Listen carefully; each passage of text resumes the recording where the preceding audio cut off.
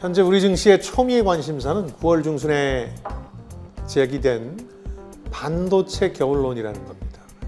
모건 스탠리라는 외국계 증권사는 메모리 반도체 수급을 근거로 해서 2026년까지 이어질 공급 과잉을 우려했는데요.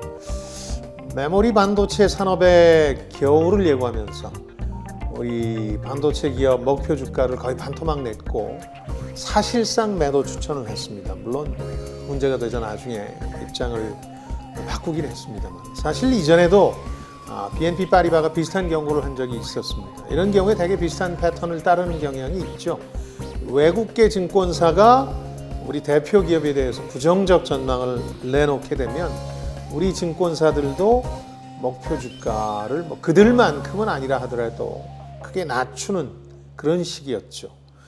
모건 스탠리가 쏘아올린 작은 공이 시장을 크게 뒤흔들면서 미국 금리 인하에도 불구하고 반도체 기업들 주가가 폭락했고 우리 증시도 아주 좋지 않았습니다.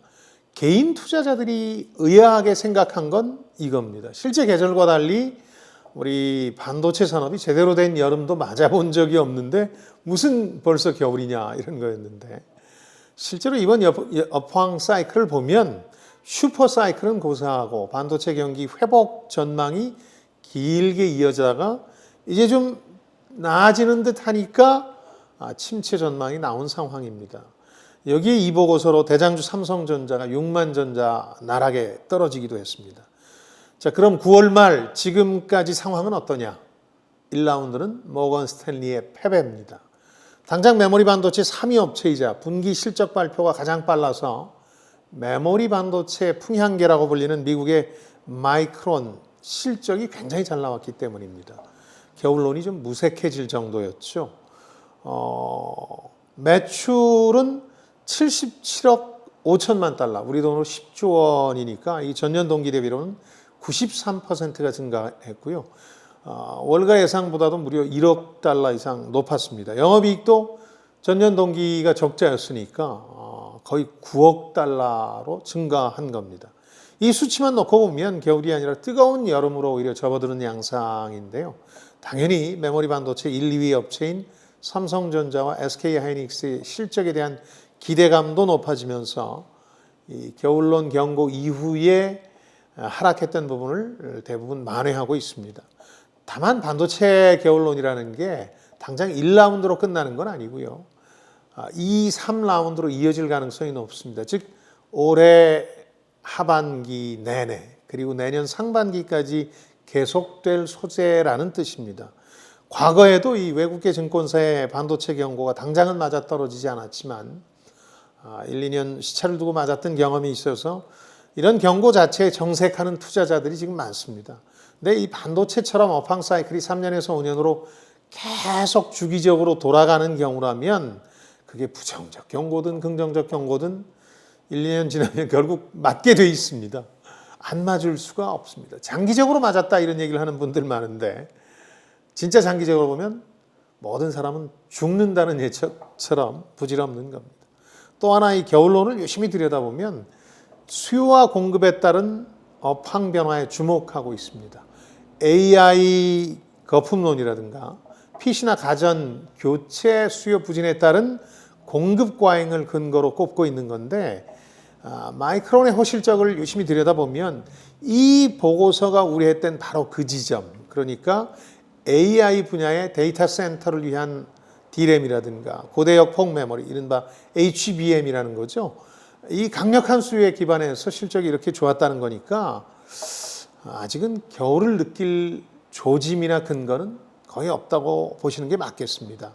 엔비디아의 HBM을 이미 납품하고 있는 SK 주가 반등폭이 올해 납품한다, 내년에 한다 말도 많고 탈도 많은 삼성전자보다 큰 이유도 바로 이 때문입니다. 다 좋습니다. 업황 전망은 맞을 수도 있고 틀릴 수도 있습니다. 근데 그 과정에서 개미들이 당하는 게 이제 문제인 거죠.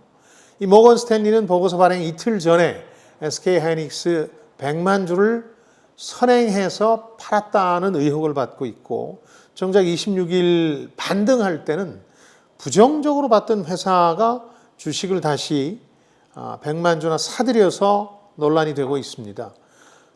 개미들은 외국계 증권사들의 이런 패턴이 어디 하루 이틀이냐 이렇게 자조하기도 하고 그들에게 털렸다 이런 표현도 씁니다.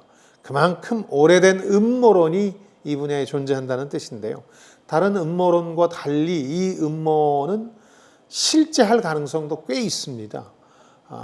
다만 이제 심증은 가는데 물증을 잡기가 어렵다는 거죠. 지금 그래서 거래소도 조사에 나섰고 금융감독원도 불법 행위 여부를 들여다보겠다 이렇게 나서고 있습니다. 입증하기가 쉽지는 않습니다.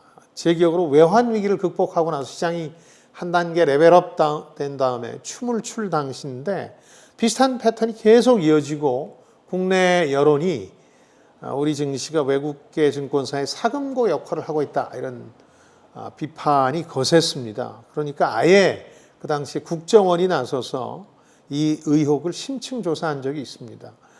당시 관여했던 고위 인사한테 직접 들은 얘기인데요.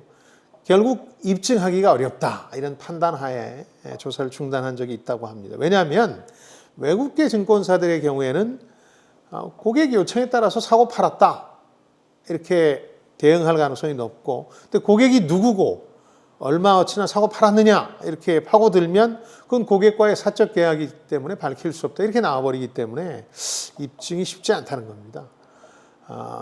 개인 투자자들 입장에서는 어떻게 보면 두 번 죽는 꼴이죠. 부정적 투자 보고서 때문에 가지고 있던 주식 주가가 빠져서 한 번 죽고, 또 전망 틀렸다는 게 밝혀지면서 반등할 때는 추가로 매수할 기회를 놓쳐서 두 번 죽는 셈이죠. 그래서 이런 외국계 증권사의 부정적 투자 보고서가 나오면 고지고대로 믿기보다는 그들의 말씀드린 패턴을 잘 이해하고 역발상으로 한번 나가보는 것도 괜찮을 것 같습니다. 지금까지 김방희였습니다. 저는 여러분들의 성공을 응원합니다. 좋아요, 댓글, 구독 잊지 마시고요. 고맙습니다.